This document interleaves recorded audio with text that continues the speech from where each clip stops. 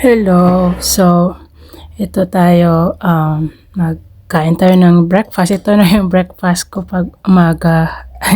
Routine ko na ito. So, meron pa rin nagtatanong, bakit ako na surgery? Ito, sasabihin ko, bakit ako na surgery?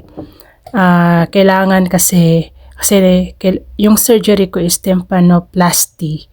So, itong tympanoplasty ay isa siyang operasyon na ginagamit ng mga doktor para isara o ayusin ang eardrum natin. Kasi yung eardrum ko guys, na na siya, na meron siyang butas na dahil paulit-ulit na infection.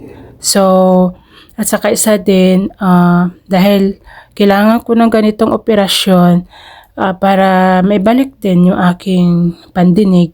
At saka yun nga, para maiwasan din yung mga infection, para maprotektahan din yung tainga ko mula sa mga tubig at dumi, diba? Kasi nga guys, dahil meron akong allergic rhinitis, so ulit-ulit din yung infection sa tainga ko. So para maiwasan ito, nagpa-tympanoplasty surgery. So ito guys, siguro isa din yung time na dahil minsan naglilinis ako ng tainga ko, baka isa din yon sa mga dahilan, baka di ko alam, baka na-touch yung eardrum ko sa loob.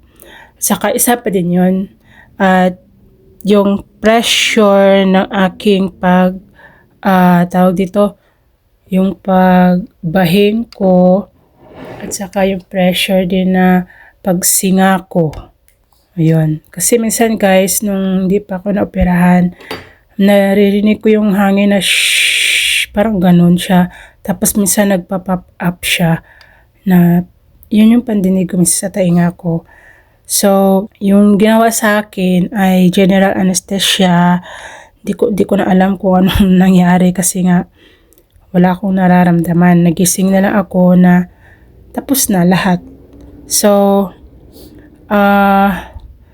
ngayon, niwasan ko munang mabasa yung tainga ko. Saka bawal ako muna maligo na like sa swimming.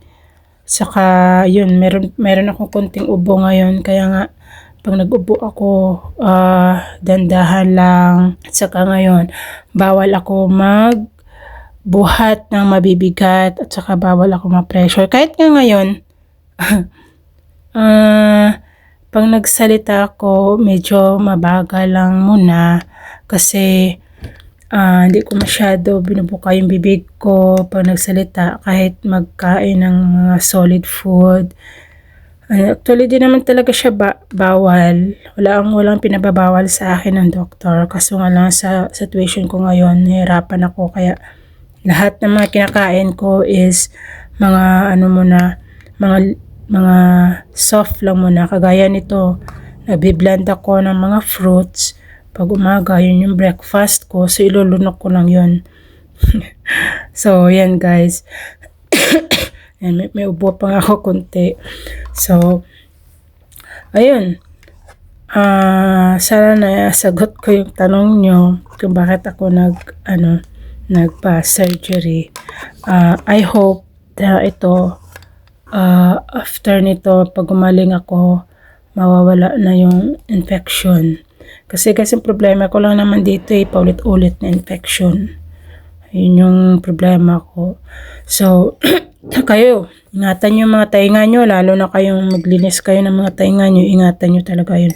So, ngayon guys, after ng surgery, yung nararamdaman ko ngayon is parang kulob sa loob ng tainga ko.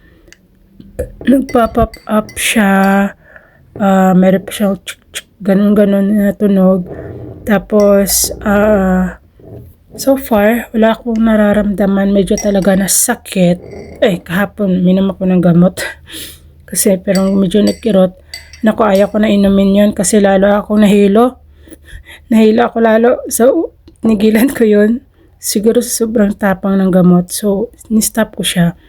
Tulog ako kahapon. Kasi nga, sobrang hilong-hilo ako. Ayan. So, ayan guys. Yun yung purpose kung bakit ako nagpa-surgery.